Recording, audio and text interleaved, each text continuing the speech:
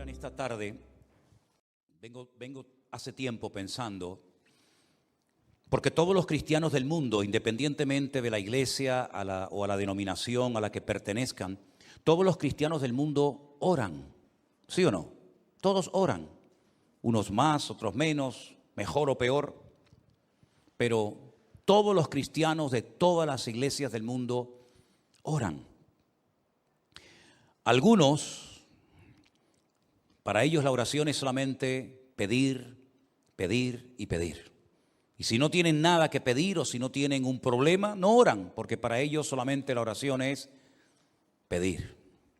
Otros han descubierto que la oración no solamente sirve para pedir, sino también para dar gracias, para alabar a Dios, para tener comunión con nuestro Dios. Y hay centenares de versículos que nos hablan acerca de la importancia de la oración. Y yo algo que les pediría que hicieran, no sé cuántos se van a animar a hacer esto, pero los que tienen tiempo libre o los que les interesa el tema, ¿por qué no buscan en la Biblia oraciones? Oraciones de hombres, oraciones de mujeres, oraciones que se hicieron en momentos puntuales y que se obtuvo un resultado tremendo. Hay oraciones preciosas, preciosas. Por ejemplo, la oración de Daniel en Babilonia, una oración espectacular. La oración, por ejemplo, que elevó el pueblo de Dios en momentos de urgencia nacional en los tiempos de la reina Esther. La oración que se elevó cuando Pedro estaba en la cárcel, ¿verdad? El día anterior habían matado a uno de los pastores de la iglesia, Santiago. La oración de Esdras, de Nehemías, oraciones realmente tremendas, de las cuales se puede aprender mucho también para orar cada vez con más efectividad. Y el Señor Jesucristo en el Sermón del Monte le dio una importancia tremenda a la oración, hasta el punto que Él nos enseñó una especie de oración modelo, que es el famoso Padre Nuestro, sobre la que podemos edificar nuestras oraciones personales, ¿verdad? ¿Qué decir de los salmos? Los salmos son muchas veces oraciones cantadas o simplemente oraciones que se elevaban en momentos de angustia, de desesperación, de persecución, de terror, de enfermedad. Y hay un versículo que dice que la oración eficaz del justo puede mucho. Recuerden esa palabra, eficaz. Algunos citan el versículo, pero se olvidan de esta palabra, que es la clave. Porque el texto no dice que la oración del justo puede mucho. El texto dice, si lo queremos citar como dice la palabra, la oración eficaz del justo puede mucho. Luego nos da a entender la Escritura que hay oraciones que no salen del techo. Oraciones que no son eficaces, porque no reúnen las condiciones, no tienen los ingredientes bíblicos para que sea una oración efectiva y poderosa y que obtenga resultados. Porque no solamente nos alegra saber que nuestro Dios, cuando oramos, nos escucha, nos oye, sino que además nuestro Dios también responde a la oración que hemos hecho. Y esta es la confianza que tenemos en Él, que si pedimos alguna cosa conforme a su voluntad, Él nos oye. Y si nos oye, sabemos que tenemos las peticiones que le hayamos hecho, ¿verdad?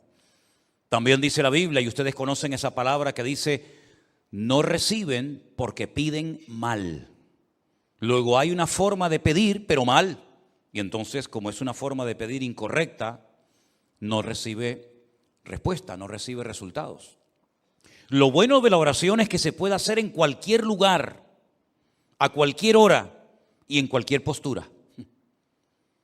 Por ejemplo, es curioso notar que cuando fue derramado el Espíritu Santo en el día de Pentecostés, Hechos capítulo 2, estaban orando juntos, sentados.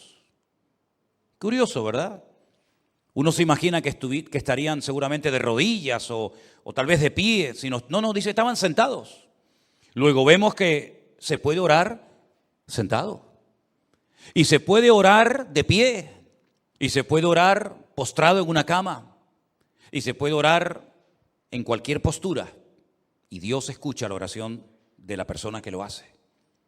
Y no tiene uno que ir a un sitio en particular para que Dios escuche y responda a tu oración, sino que puedes orar en tu coche, en el hospital, en la cárcel, en la iglesia, en tu casa, cuando vas a trabajar, caminando por la calle, mientras cocinas.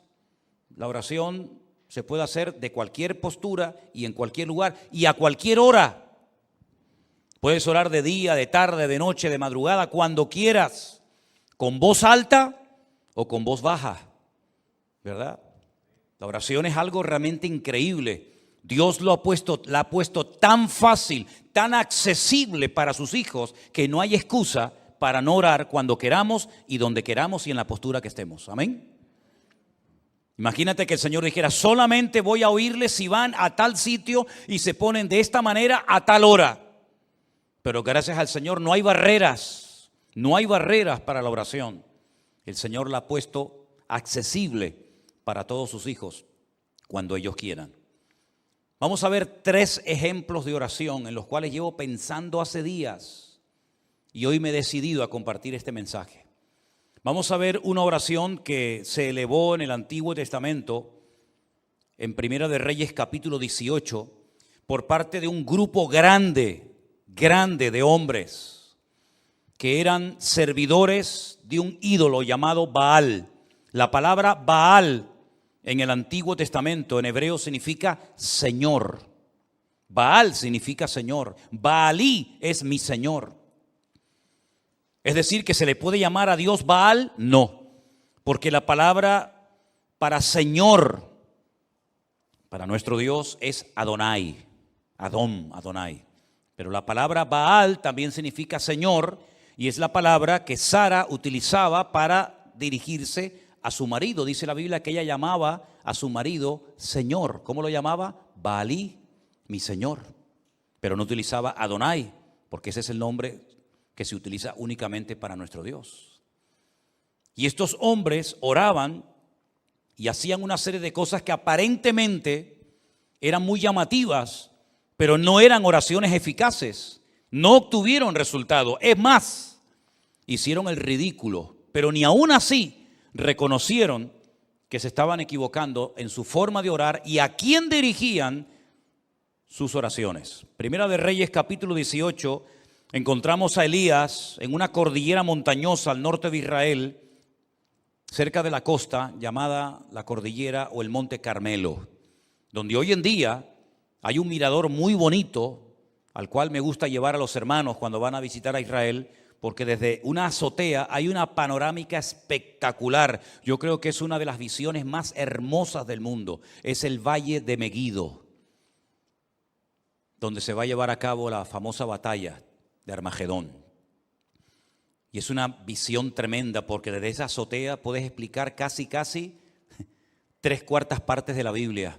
Allí dices: mira, allí se produjo la muerte de Saúl y de sus hijos por mano de los filisteos. En aquel monte fue la transfiguración del Señor Jesucristo cuando se apareció Moisés y Elías. Mira, ¿ves allí? Allí fue donde peleó Débora, Barak, Sísara en la batalla, ¿verdad? Mira, ¿ves aquello? Aquel es el famoso monte Hermón, allá a lo lejos, que menciona el Salmo 133. Y puedes explicar muchas cosas de la Biblia. Y por supuesto cosas que van a ocurrir en el libro del Apocalipsis, según se nos relata. Y en ese monte Elías convocó a todo el liderazgo del culto falso a Baal. Y oraban de tal manera que sorprende mucho lo que ellos hacían. Vamos a leer a partir del versículo 26. Primera de Reyes 18, 26. Ellos tomaron el buey que les fue dado y lo prepararon, e invocaron el nombre de Baal desde la mañana hasta el mediodía, diciendo: Baal, respóndenos. Pero no había voz ni quien respondiese. Entre tanto, ellos andaban saltando cerca del altar que habían hecho. Todos conocemos la historia. Elías le dijo: orad, clamad, invocad a vuestro Dios. Y si vuestro Dios es el verdadero, que responda por fuego, que lo demuestre. Y después yo oraré a mi Dios. Y si Él responde por fuego, entonces mi Dios es el verdadero. Ellos creían, estaban sinceramente equivocados. Ellos creían que si invocaban, si gritaban a Baal, Baal respondería por fuego. Y de hecho lo hicieron. Ellos no dijeron, no vamos a jugar a esto, porque vamos a hacer el ridículo. Déjalo. No, ellos creían que Baal les respondería. No hay nada peor que una fe equivocada. No hay nada peor que una fe puesta donde no se tiene que haber puesto. Ellos clamaron desde la mañana hasta el mediodía, y aconteció que al mediodía, versículo 27, Elías se burlaba de ellos. Y les decía, gritad en alta voz, porque Dios es. Quizá está meditando, o tiene algún trabajo, o va de camino, tal vez duerme y hay que despertarle. ¿Qué sentido del humor tenía Elías, metiéndose, burlándose con ellos? Pero ellos seguían. Totalmente convencidos de que allí Baal respondería a su oración. Y entonces ellos clamaban a grandes voces, como si levantando el volumen su Dios los iba a escuchar más. Y se sajaban con cuchillos y con lancetas, conforme a su costumbre. Se hacían cortes, se abrían la piel hasta chorrear la sangre sobre ellos. Bueno, vamos a añadirle, a las danzas, vamos a añadirle gritos, vamos a añadirle sangre, a ver si de esa manera sacudimos el trono de Baal y responde. Pasó el mediodía y ellos siguieron gritando frenéticamente hasta la hora de ofrecerse el sacrificio, pero no hubo ninguna voz, ni quien respondiese, ni escuchase. ¿Qué les parece? Ellos estaban totalmente convencidos de que sus gritos, todo lo que hacían, iba a demostrar que el verdadero Dios en Israel era Baal. Pero se equivocaron rotundamente, hicieron el ridículo. Y ese día en aquella cordillera, cuando el Señor respondió a la breve oración, sencilla y corta oración de Elías, que se tarda muy poco en hacerla, Elías aprovechó la oportunidad, la ocasión, para demostrarle al pueblo de Israel que el verdadero Dios era el Dios de Abraham, de Isaac y de Jacob. Y los degolló, a todos los degolló en aquel monte. Tremendo, ¿verdad? Dios respondió a la oración de su pueblo. Tenemos una oración muy breve, más que una oración, es como casi una especie de acción de gracias. Y es la que encontramos en el Evangelio de Juan capítulo 11. Cuando Jesús llega a la casa de Marta y de María y se las encuentra destrozadas porque su hermano Lázaro, el único hombre de la casa, ha muerto. Y el presente y el futuro de Marta y de María es terrible. Y no solamente porque tienen miedo, digamos, a su vida económica, sino que además, el Señor les ha fallado según ellas pensaban. Porque lo mandaron a llamar hacía días y no apareció. Ellas que se habían portado tan bien, que habían agasajado tan bien al maestro, que habían abierto su casa para que él comiera con sus discípulos y con toda la gente que siempre venía detrás del Señor. Y el único favor que le piden resulta que no se lo concede. Y cuando el Señor llega tarde desde el punto de vista de estas hermanas, le dicen: si hubieras estado aquí, nuestro hermano no habría muerto. Ya es tarde, ya no hay nada que hacer. Pero el Señor le dice: el que cree en mí, aunque esté muerto, vivirá. Porque yo soy la resurrección y la vida. Y tu hermano resucitará. Cuando llegan al cementerio, el Señor dice en el verso 39, quitad la piedra. Quitad la piedra. Marta, la hermana del que había muerto, le dijo: Señor, hiede ya, porque es de 4 días. Jesús le dijo: ¿no te he dicho que si crees verás la gloria de Dios? Entonces quitaron la piedra donde había sido puesto el muerto, y Jesús, alzando los ojos a lo alto, dijo: ¿cuánto se tarda en repetir, en hacer esta oración? Padre, gracias te doy por haberme oído. Nada. Aquellos estuvieron gritando desde la mañana hasta el mediodía. Hicieron el ridículo. Jesús dice: Padre, gracias te doy por haberme oído. Yo sabía que siempre me oyes, lo sabía, pero lo dije por causa de la multitud que está alrededor, para que crean que tú me has enviado. Y habiendo dicho esto, clamó a gran voz y dijo: Lázaro, sal fuera. Y el que había muerto salió atadas las manos y los pies con vendas y el rostro envuelto en un sudario. Y Jesús dijo: desatadle y dejadle ir. Sin espavientos, sin show, sin crear un espectáculo que podía haberlo hecho, de la forma más sencilla, simplemente dando gracias al Padre, un muerto que hacía 4 días que estaba allí dentro metido, salió caminando, saltando por su propio pie. Algo tienen estas dos oraciones que hemos visto, que es lo que podríamos llamar o clasificar como oraciones eficaces. Los otros no obtuvieron resultados. Los otros perdieron el tiempo. Elías con una breve oración y Jesús simplemente dando gracias obtuvo más que 450 hombres haciéndose daño, gritando como locos y haciendo un espectáculo que fue un auténtico ridículo y que no sirvió absolutamente para nada. Pero una de las oraciones que más me ha llamado a mí la atención es la que hace una mujer. Una mujer que lo lleva pasando muy mal hace años. Y yo he estado esta semana leyendo y estudiando palabra por palabra. Lo he leído en español, lo he leído en hebreo. He consultado 4, 5, 6 o 7 versiones diferentes y he disfrutado muchísimo de la oración de Ana en 1 Samuel capítulo 1. Vamos a leer esta historia, por favor. 1 Samuel capítulo 1, verso 1 dice que había un hombre, un varón de Ramataim de Sofín, en el monte de Efraín, que se llamaba Elcana. Era hijo de Jeroboam, de Eliú, de Tohu, de Suf, Efrateo. Él menciona a todos sus antepasados.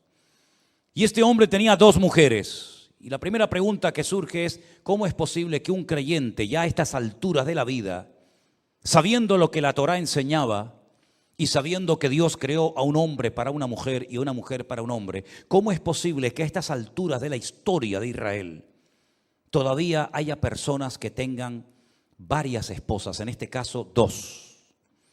La poligamia en aquellos tiempos estaba muy arraigada a las culturas. Era muy normal que un hombre tuviera varias mujeres. Incluso Elcana, que era un adorador del Dios vivo y verdadero, no se conformaba con una, sino con 2. Luego también tenía 2 suegras, no solamente 2 esposas. El nombre de una era Ana y el nombre de la otra Penina. Y Penina tenía hijos, mas Ana no los tenía. Ahora, había una costumbre que cuando un hombre tenía varias esposas, a una la tenía única y exclusivamente para presumir de lo hermosa que era, y a las otras las tenía para parir hijos, para que de esta manera, digamos, que se pudiera conservar mejor físicamente. Pero también en la cultura de la época, una mujer estéril, una mujer que no podía dar a luz hijos, en aquella época se consideraba una maldición, porque Dios es el dador de la vida y es el que impide, o el que ellos creían que impedía, que una mujer fuera estéril. Pero Ana, como buena creyente que era, sabía que en el pasado mujeres estériles como ella habían sido sanadas milagrosamente por el poder de Dios.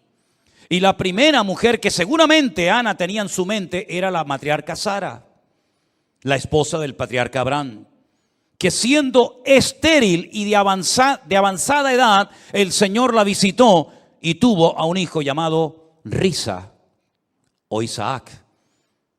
Y no solamente ella pensaba en Sara, sino después pensaba seguramente también en la esposa con la que se casó Isaac, que por cierto también fue estéril, Rebeca. Pero el Señor, dice la Biblia, que la sanó cuando su marido oró por ella. Y después quedó embarazada de 2 hijos, gemelos, Jacob y Esaú. Y curiosamente, la tercera generación, Raquel, también es una mujer estéril, pero era la mujer que Jacob amaba con toda su alma y con todo su corazón. Y Dios la sanó y tuvo 2 hijos de ella, José y Benjamín, y murió en el parto de uno de ellos. Así que ella sabía perfectamente que si Dios quería, la podía sanar, como sanó a estas 3 mujeres y como sanó a la madre de Sansón y probablemente a alguna otra mujer que ni siquiera menciona en la Biblia. Ahora, lo interesante de la historia es que todos los años, versículo 3, aquel varón, es decir, Elcana, subía de su ciudad para adorar y ofrecer sacrificios al Señor de los ejércitos en Shilo. En aquel tiempo el tabernáculo estaba en aquel lugar llamado Shilo, donde estuvo muchísimos años. Y allí había los hijos de Elí, que era el sacerdote de la época, hijos que se llamaban Ofni y Fines, o Pinjas, como se dice en hebreo, que eran sacerdotes de Dios. Cuando llegaba el día en el que Elcana ofrecía el sacrificio, le daba a Penina su mujer y a todos sus hijos y a todas sus hijas, a cada uno su parte. Pero a Ana, aunque Jehová no le había dado, a Ana le daba una parte escogida porque amaba a Ana, aunque el Señor no le había concebido tener hijos. Y su rival, Penina, escuchen, la irritaba, la enojaba y la entristecía, porque el Señor no le había concedido tener hijos. Todos los años la misma historia. Todos los años, cada vez que se trasladaban de su ciudad a Shilo para adorar al Señor y presentar los sacrificios correspondientes, porque todavía no existía el templo de Jerusalén, todos los años la misma historia. La otra se reía, enfadaba, se burlaba, pinchaba, irritaba a Ana. Todos los años la misma canción. ¿Cuántos años estuvo así? No lo sabemos. Pero dice que lo hacía cada año cuando subían a la casa de Dios, la irritaba así, por lo cual Ana lloraba y no comía. Alguien diría hoy en día que estaba en depresión. Todo el día llorando y sin ganas de comer, depresión seguro. Y ahora resulta que el cabeza del hogar, el responsable de la vida de ese hogar, su marido, Elcana, le hace varias preguntas a su esposa. La primera, ¿por qué lloras? ¿Por qué no comes? ¿Y por qué está afligido tu corazón? No se entera de nada. ¿Tú no sabes por qué llora tu mujer? ¿Tú no sabes por qué está sin ganas de comer? ¿Tú no sabes por qué lo pasa mal? Como si fuera algo imposible de conocer. Si es un secreto a voces. Tu mujer lo está pasando mal y tú no haces nada para ayudarla. Tú no oras por ella. Dice la Biblia que Isaac oró por su mujer y Dios la sanó. Pero Elcana tiene un problemón en la familia, en el hogar, y no sabe cómo resolverlo. Y no hay nada peor que un hombre en una casa ciego y sordo espiritualmente hablando, que no sabe cómo resolver los problemas espirituales de su hogar, que no sabe cómo actuar como un hijo de Dios, y que lo único que sabe es ¿por qué? ¿Qué te pasa? ¿Por qué estás todo el día llorando? ¿Por qué no quieres comer? Dice, ¿por qué está afligido tu corazón? ¿No soy yo mejor que 10 hijos? Pues no, sinceramente no. Tú no eres mejor que 10 hijos. Todos los años la misma situación. Una mujer creyente que lo está pasando mal, que tiene un marido que es un 0 a la izquierda, que no se entera de nada y que encima venga a preguntar y venga a preguntar y venga a preguntar, pero no hace absolutamente nada para cambiar la situación. Pero el verso 9, algo pasó en la vida de esta mujer que lo cambió todo. Dice, se levantó Ana. Dijo, basta, ya no aguanto más. Voy a salir de mi círculo vicioso, de lloriqueo, de lamento, de enfado, de desánimo.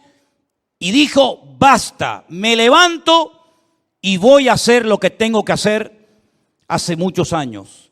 Se levantó, Después que hubo comido y bebido en Silo, y mientras el sacerdote Elí estaba sentado en una silla junto a un pilar del templo del Señor, ella con amargura de alma oró al Señor y lloró abundantemente. ¿Cuántos dicen amén?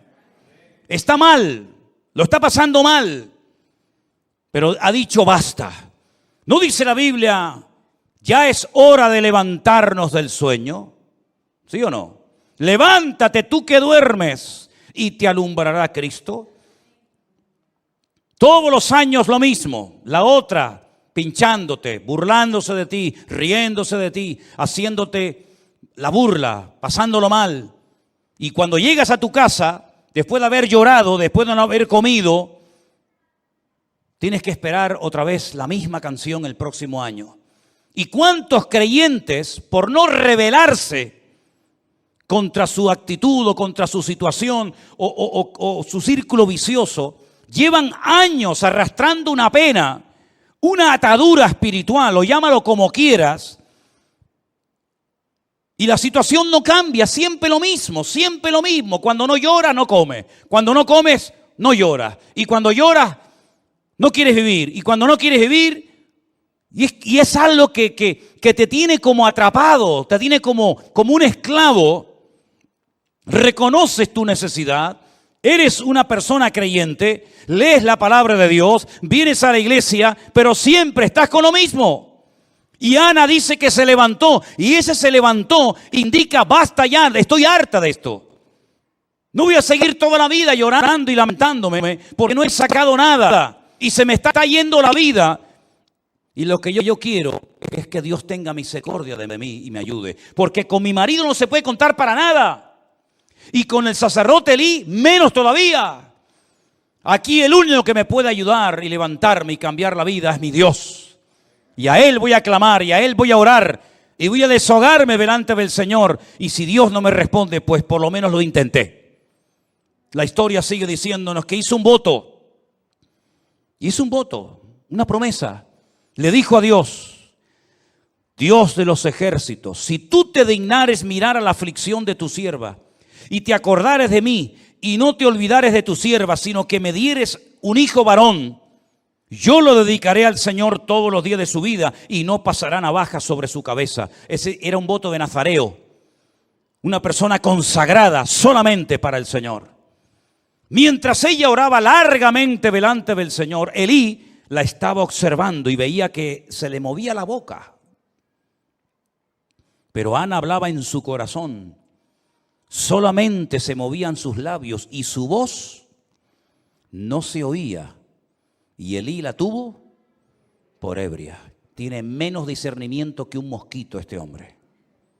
Si el marido era un inútil con el cual no se podía contar para nada, con Elí menos todavía.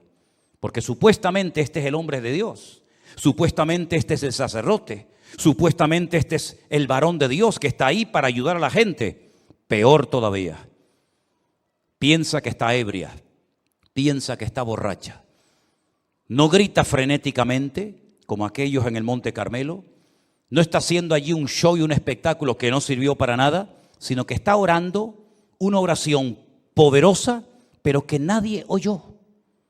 Porque dice que movía su boca, pero donde ella hablaba era con su corazón delante del Señor. Luego aquí hay un secreto, que no hay que pegar voces para que Dios te oiga. Porque Dios no está sordo. A los sordos hay que hablarle fuerte, porque si no los pobrecitos no te oyen. Pero a nuestro Dios no le grites, porque a Dios no se le grita. A Dios se le habla con respeto. Y Dios escucha la oración, aunque apenas se oiga. Y aunque a esta pobre mujer la tengan por ebria. Entonces ella le dijo, versículo 14, entonces le dijo Elí, ¿hasta cuándo estarás ebria? Digiere tu vino. Y Ana le respondió diciendo, no, Señor mío, yo no soy una mujer, yo soy una mujer atribulada de espíritu. Fíjate en la condición que está orando, está amargada, está atribulada, está hecha polvo, está depresiva, está amargada, está mal, pero ora. Que nada te impida orar al Señor, que tu pena, tu tragedia, tu dolor, tu herida, que no te impidan elevar tu oración a Dios. Porque desde la angustia invoqué al Eterno y el Eterno me respondió, dice la Biblia. Aleluya. Dice, no he bebido vino ni sidra, sino que he derramado mi alma delante del Señor. ¿Cuántos dicen amén? Gloria a Dios. Ahí está la clave. Ahí está el secreto. Derramó su alma delante del Señor. No tengas a tu sierva por una mujer impía, porque por la multitud de mis congojas y de mi aflicción he hablado hasta ahora. Ahora, a mí me llamó la atención el término que ella utiliza. Miren que he leído versiones, y en ninguna versión, por lo menos en español, dice o se traduce lo que dice en el texto hebreo. Aquí dice: no tengas a tu sierva por una mujer impía. En otras versiones he leído por mujer mala, en otras versiones mujer pecadora, en otras mujer perversa, pero en ninguna se ha traducido lo que dice en el texto original, que dice: no tengas a tu sierva por una bat Belial. La palabra bat en hebreo significa hija, y Belial es un nombre que recibe Satanás en la Biblia. ¿Dónde lo encontramos en el Nuevo Testamento? No os unáis en yugo desigual, porque ¿qué comunión tiene la luz con las tinieblas? ¿O qué comunión tiene Cristo con Belial, con Satanás? Ella está diciendo: yo no soy una hija de Satanás. Aquí lo han traducido por mujer impía, pero realmente dice: yo no soy una hija de Satanás. Y entonces él le responde: ve en paz, y el Dios de Israel te otorgue la petición que has hecho. Aquí hay algo muy interesante que tengo que parar un momentito para explicarlo. Ella dice: yo no soy una bat Belial, yo no soy una hija de Satanás. Pero pasa en la página y en el capítulo 3, capítulo 2, versículo 12, 2, versículo 12, los hijos de Elí eran hombres impíos. Benei Belial. Tus hijos sí que son hijos de Satanás, pero yo no soy una hija de Satanás. Aquí le manda un mensaje subliminal al sacerdote diciendo: tú a mí me confundes, tú a mí me tomas por una hija de Satanás. Los hijos de Satanás son tus hijos, que lo dice aquí en el capítulo 2, versículo 12. Los hijos de Elí eran hijos de Satanás y no tenían conocimiento del Señor. Me impactó mucho, por lo menos a mí, mientras estudiaba y preparaba este mensaje para el día de hoy. En el peor momento de la historia de Israel, cuando hay una corrupción moral y espiritual sin precedentes, esta mujer se pone en pie y dice: basta. Cuando el sacerdocio es un desastre, incluso dice la Biblia que había en aquella época, en aquella generación, falta de conocimiento del Señor y escaseaba la palabra, dice otro texto. En aquel tiempo de bancarrota espiritual, de crisis nacional, se levanta esta mujer y dice: basta, y se pone a orar y clama delante de Dios y cambia el rumbo de la historia de su país. Porque algo que Dios ha hecho a lo largo de la historia es, en el peor momento político, económico y espiritual de un pueblo, es cuando Dios levanta a un Salvador, a alguien, para que marque una diferencia y le indique al pueblo de Dios por dónde tiene que ir y por dónde no tiene que ir. Lo hizo en Egipto. Dios levantó un preso, a un esclavo llamado José, un hombre que ni sus hermanos carnales querían, de hecho lo querían matar, y milagrosamente fue protegido por el Señor en el peor momento de la historia, cuando no hay esperanza, cuando hay sequía, cuando hay miseria, cuando hay hambre, cuando no hay posibilidad alguna. Dios levanta en medio de la crisis mundial a un hombre llamado José, que gracias a él millones de personas en aquella época salvaron su vida de la muerte. En el peor momento, cuando Jerusalén estaba siendo sitiada por las tropas enemigas del rey Nabucodonosor, cuando los reyes eran corruptos, cuando el templo era una cueva de ladrones, cuando no había palabra de Dios, cuando había falsas profecías, cuando había manipulación de la palabra, cuando venían y enseñaban palabra que no era inspirada por Dios, creando una falsa expectativa en el pueblo, Dios levantó a un profeta llamado Jeremías que le dijo al pueblo durante 40 largos años lo que tenían que hacer y lo que no tenían que hacer. Dios levantó un hombre de Dios tremendo en medio de la peor corrupción moral y espiritual y en medio de la peor tragedia que jamás había vivido Israel hasta entonces, como fue la destrucción del templo de Jerusalén, siendo llevados cautivos a Babilonia. Allí Dios levanta a un hombre llamado Daniel que le dice al pueblo lo que tienen que hacer y lo que no tienen que hacer. Cuando el peor imperio de toda la historia de la humanidad, un imperio corrupto, sin piedad, sin misericordia, que mataba a la gente por cualquier cosa, el imperio romano, cuando el pueblo de Israel estaba con la soga al cuello, oprimido, pagando tributos que era imposible poder pagarlos, Dios levantó un Salvador que fue nuestro Señor Jesucristo en medio de la peor crisis histórica y política y espiritual de la historia de la humanidad. Y por eso el anticristo, imitando lo que Dios ha hecho, en el peor momento de la historia de las naciones, cuando todo esté destrozado, sin esperanza, sin solución, cuando el dinero no valga nada, cuando una barra de pan costará el sueldo de todo un día de trabajo, es cuando se levantará el famoso anticristo para ofrecerle al mundo paz y seguridad. ¿Qué te parece? Es en los peores momentos de la historia, cuando escasea la palabra, cuando hay corrupción en el liderazgo, cuando hay falta de palabra, cuando hay manipulación de las escrituras, cuando hay abuso de poder, cuando es un tiempo de bancarrota y de crisis espiritual, Dios siempre levanta a alguien para que marque una diferencia y le diga al pueblo, no es por ahí, no es esa forma, no es esa palabra, sino es por este sendero. Y Dios siempre levantará a alguien para que indique lo que tenemos que hacer en tiempos de crisis y tiempos de necesidad. ¿Cuántos dicen amén? Gloria a Dios por Ana, que se levantó y dijo, basta. Porque si ese año, con sus llantos, con sus lamentos, con su irritación, con su enfado, con su depresión, si hubiera vuelto otra vez a Ramataín, donde vivía Elcana y la otra, hubiera sido siempre lo mismo, y la historia se hubiera perdido al hombre que marcó una diferencia en la historia de Israel como, yo creo, como ningún otro. Porque es verdad que Samuel no hizo los grandes milagros de aquellos profetas como Elías y Eliseo. Nunca hizo flotar hachas que se habían hundido en el río y las hacía flotar como si fueran corcho. Nunca resucitó muertos ni limpió leprosos, como por ejemplo en el río Jordán fue sanado de la lepra de Naamán. Nunca hizo milagros espectaculares, pero Samuel entendió el corazón de Dios como nadie. Fue ese eslabón entre los jueces que ya no servían y entre esa futura monarquía que iba a llevar al país a una profunda depresión y a una crisis sin precedentes. Fue un hombre que marcó una diferencia y que siempre tuvo palabra de Dios específica para los hombres que querían agradar al Señor en aquella época.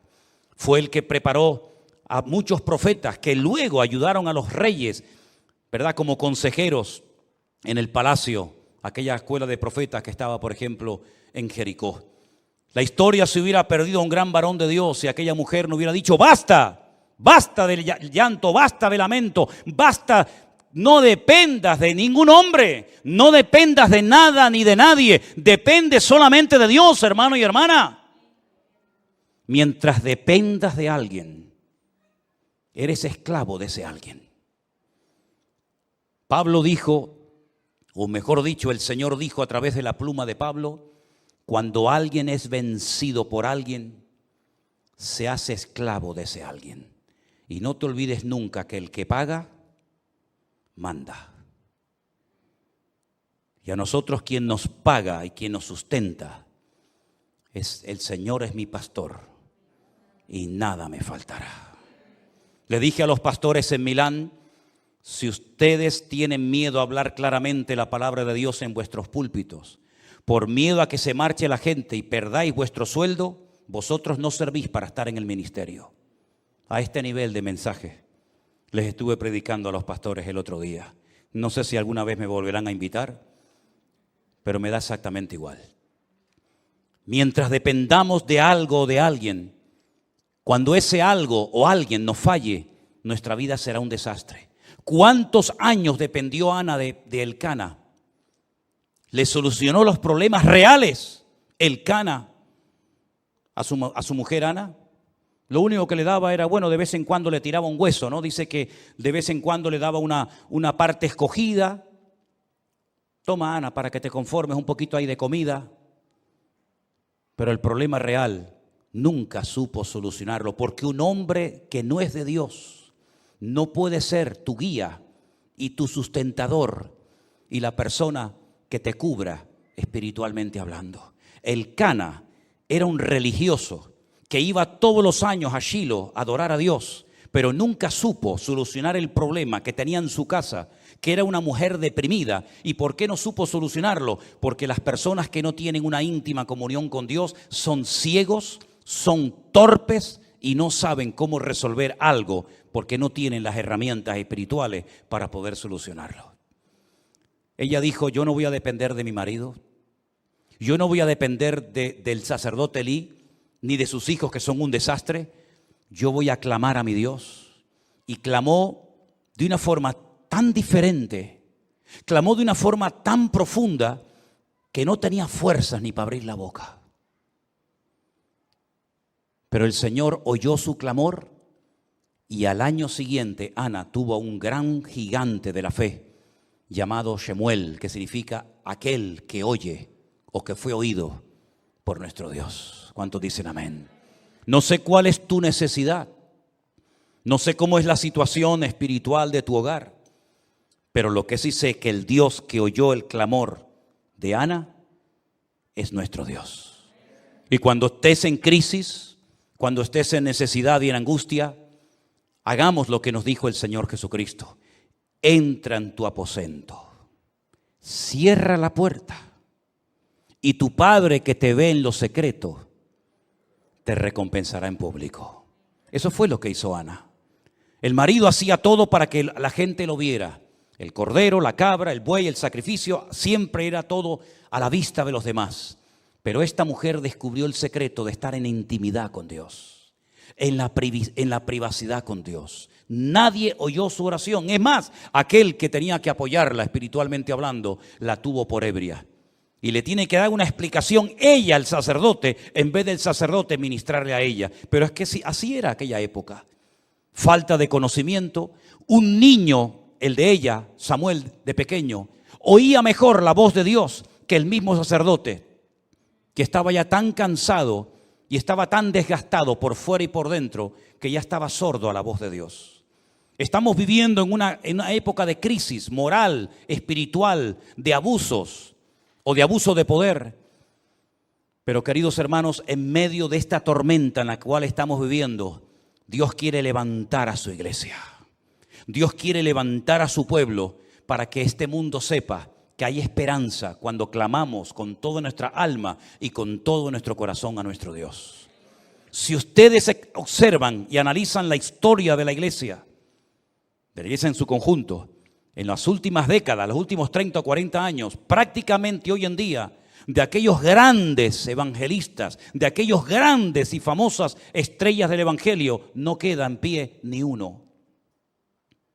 Y es que estamos viviendo en una época en la que Dios a quien quiere levantar es a su iglesia. Y que su iglesia a su vez levante su nombre ante la presencia del Señor. Ese es el objetivo que tiene que tener el Señor con nosotros. Encontrar Anas, encontrar hombres y mujeres que sepan clamar. Y ya les he dicho que para clamar a Dios no hace falta hacer show, ni espectáculo, ni levantar la voz a grito como si Dios fuera sordo, sino simplemente, como dice aquí, estoy derramando mi alma delante del Señor. Estoy desahogándome en la presencia de mi Dios. Y aunque tú no me entiendas, aunque mi marido no me haga caso, aunque tú te rías de mí, aunque creas que estoy borracha, aunque la otra se meta conmigo, me da igual. Ella salió de su círculo vicioso y puso su mirada única y exclusivamente en Dios. Y dice la Biblia: si habéis resucitado con Cristo, poned la mira en las cosas de arriba, no en las de la tierra, porque allí es donde está la respuesta a todas nuestras necesidades y peticiones en el nombre del Señor. ¿Cuántos dicen amén? Cierra tus ojos en esta noche ahí donde estás, mi querido hermano. Es tiempo de levantarnos y actuar. Es tiempo de rebelarnos en contra de toda opresión diabólica. Es tiempo de cambios. Es tiempo de que la iglesia se levante como el gigante de Dios en la tierra y haga retroceder a las mentiras que el diablo ha esparcido por las naciones de la tierra. Es tiempo de que le permitamos al Señor a través de nuestras oraciones resolver los problemas y las dificultades del mundo. Porque la iglesia ha sido llamada para ser sal y para ser luz. Y cuando la sal se desvanece y cuando la luz se apaga, el mundo va a la deriva, al caos, a la anarquía total y absoluta. Pero recuerda siempre que en los peores momentos de la historia Dios siempre tuvo ahí a un Abraham, a un Moisés, a un José, a un David. Recuerda siempre que en lo peor, Dios tenía un Noé a través del cual se salvó la humanidad. Y recuerda que en los últimos tiempos la maldad se va a multiplicar, el pecado va a ir como caballo desbocado, pero en medio de ese caos y de ese desorden, el Señor va a levantar a su pueblo, a su remanente, a los que se dejen tratar y cambiar por Dios. Pídele al Señor que te levante para su honra y su gloria. Pídele al Señor que en esta generación perversa y maligna en la cual nos ha tocado vivir, podamos, con la ayuda de nuestro Dios, marcar una diferencia. Cierra tus ojos ahí donde estás y vamos a orar a nuestro Dios. Aleluya. Los tiempos finales serán tiempos difíciles, tiempos peligrosos, tiempos de maldad, de injusticia, de perversión, de bancarrota espiritual. Y es precisamente ahora más que nunca que necesitamos un renuevo espiritual de parte de nuestro Dios. Levanta tu amada iglesia, Señor. Levántate tú que duermes y te alumbrará Cristo. Porque ya es hora de despertarnos del sueño. Porque la noche está avanzada y nuestro amado viene en las nubes para buscar a su pueblo. Durante toda esta semana, queridos hermanos, en cualquier situación, cualquier lugar en el que te encuentres, no dejes de alabar a Dios y de orar a Él.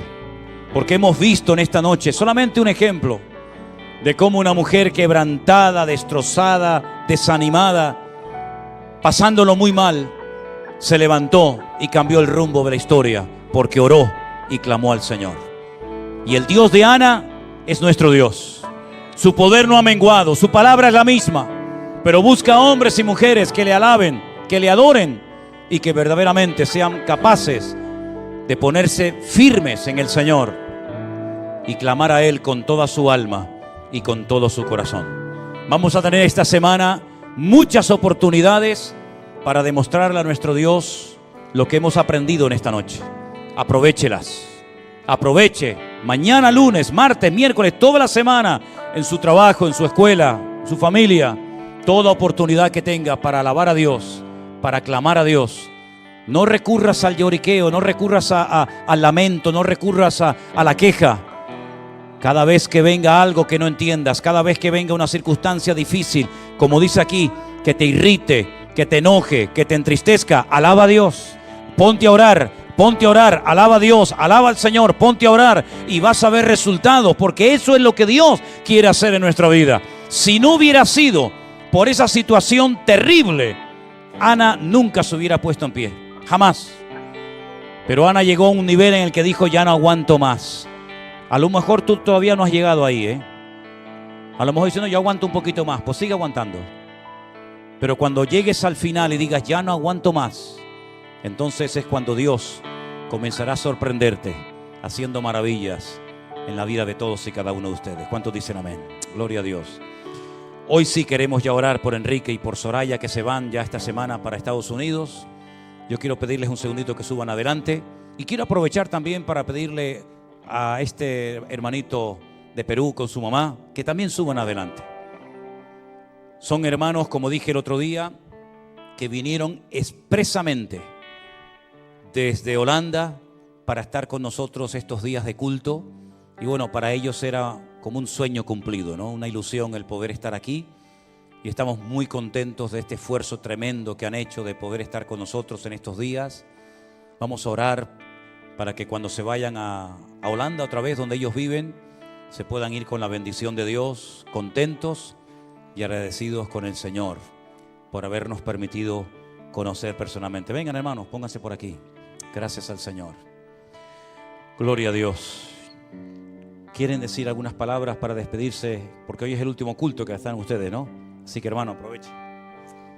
Amén. Gracias a Dios por toda esta oportunidad que me dio de poder alabar juntos el nombre glorioso de nuestro Dios Todopoderoso, y que sigamos siendo de impacto a las naciones, porque esa es la misión que Dios nos ha dado. Id y predicad el Evangelio a todas las naciones, en el nombre de nuestro Señor Jesucristo. Gracias por todo ese amor que nos han dado y por todo el amor y el cariño que podemos sentir. Lo bendecimos y le amamos en el amor del Señor Jesucristo. Gloria a Dios. Gracias, hermano. Hermana querida, despídase. Su oportunidad. Sí. Gracias a Dios realmente de haberme permitido venir a compartir la preciosa palabra con sus santos y sus santas y con nuestro amado pastor, ya es nuestro pastor. Así que estamos muy agradecidos, seguiremos orando como había dicho, hemos estado orando y seguimos orando, ¿no?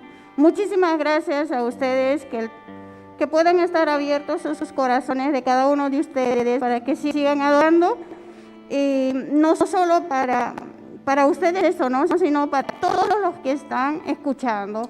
Muchas gracias, pastor, muchas gracias, amada Elena, amada, los amo a todos y estoy muy agradecido y muchas gracias. Amén. Gloria a Dios, gloria a Dios. Qué lindo, ¿no? Hermanos aunque ellos son de Perú, pero están viviendo en Holanda. ¿Hace cuánto tiempo? 20 años. 20 años en Holanda, gloria a Dios. Pues ellos nos han conocido a través de las redes sociales y sintieron en su corazón venir para estar aquí con nosotros en estos días. Y la verdad que a mí todo esto me impacta tanto, ¿no? Porque hermanos que no conocíamos personalmente, que hayan sentido en su corazón, como otros que han venido a veces de Estados Unidos, de Francia y de otros lugares, para estar aquí en la iglesia con nosotros, realmente es algo muy, muy impactante, de lo cual tenemos que aprender mucho, todos y cada uno de nosotros, de verdad. Estaremos orando ahora por ellos, y también nuestro hermano Enrique y su esposa Soraya salen esta semana para los Estados Unidos, donde van a estar viviendo. Y bueno, yo quiero que ellos se despidan y también vamos a orar por ellos para que el Señor los guarde en este viaje. Enrique. Dios los bendiga, hermanos. No quiero pensar que es la última vez. Afortunadamente está la iglesia virtual. Ya estuve en la iglesia virtual 3 meses, principio de este año, cuando estuve en Miami. Es una iglesia muy organizada, muy ordenada. Se asiste al culto, pero también está la noche de oración, también está la noche de la vida cristiana, también está la noche en que la reunión que se hace con hombres y mujeres, entre parejas también. Entonces, no voy a llorar, no voy a llorar, porque sé que voy a poder estar con la iglesia a través de la iglesia virtual. Y también sé, pastor, y su señora esposa, la hermana Elena, sé que Dios mediante vamos a poder vernos en los meses de abril y mayo, tengo entendido, ¿no? Espero, mayo y junio, espero poderlos ver y ojalá nos vemos en Orlando y en Miami, si es posible. Así sea, si es la voluntad de Dios, ¿verdad, Enrique? Sí, y la verdad que yo quisiera dar gracias a la familia pastoral, a todos, y a toda la iglesia por el acogimiento que hemos tenido aquí en la iglesia. No voy a decir nombres porque a lo mejor se queda uno detrás y después es el problema, ¿no? Y la verdad que nos hemos sentido muy bien, muy, ¿cómo decirlo? Han sido todos tan amables. Y en la oración, en la predica que estaba dando, en la enseñanza que estaba dando usted hoy, yo me acordaba de una oración muy grande que en la Biblia, que siempre mi esposa y yo la llevamos, como digo yo, pegada, que está en Primera de Crónicas, capítulo 4, versículo 10, que es la oración de Jabez. Y Jabez oraba al Señor y le decía: Señor, bendíceme y extiende mi territorio y aparta de mí al enemigo para que no me dañare ni me hiriere, ¿no? Y el Señor lo bendijo y le concedió todo lo que él quería, ¿no? Entonces, nosotros cuando hemos hecho esa oración entendemos que ese extender nuestro territorio es adquirir conocimiento, sabiduría para poder llevar la palabra del Señor a cualquier parte del mundo, ¿no? Y ahí estamos. No me quiero despedir, quiero decirle un hasta luego, si puede ser. Me emociono mucho porque ha sido una estancia de 2 años muy buena. Ay, Señor, gloria a Dios. Vamos a orar en esta tarde por nuestros hermanos. Que el Señor les guarde, les bendiga, les use, donde quiera que se encuentren. Somos miembros de un solo cuerpo. Hay una sola iglesia. El Señor Jesucristo tiene una sola iglesia. Los hombres la dividen, le ponen nombres, le ponen títulos, pero el Señor tiene una sola iglesia. Es su cuerpo, la cual ama, sustenta y cuida cada día. Y qué bueno formar parte de ese cuerpo de Cristo que es la iglesia, ¿verdad? Oramos por nuestros hermanos para que ellos en Holanda, nuestros hermanos ahora en Estados Unidos, podamos sentirnos en un mismo sentir. Que a pesar de la distancia, sepamos que somos uno. Como la oración que el Señor hizo, que sean uno, como tú y yo, Padre, somos uno, perfectos en unidad, para que el mundo crea que tú me enviaste. Oramos, hermanos. Padre Celestial, te damos muchísimas gracias en esta noche por este privilegio que nos has dado de tener durante estos 2 años a nuestros hermanos Enrique y Soraya entre nosotros. Ahora pedimos que los guardes en esta nueva etapa de su vida, que tú los bendigas, que los protejas, que vayas delante de ellos abriendo camino y que tú, Señor, proveas todo lo necesario para que ellos puedan ubicarse en ese nuevo territorio donde te van a servir, te van a honrar. Y pido, Señor, que mantengamos el contacto y que la comunión contigo y con nosotros se mantenga intacta, Señor.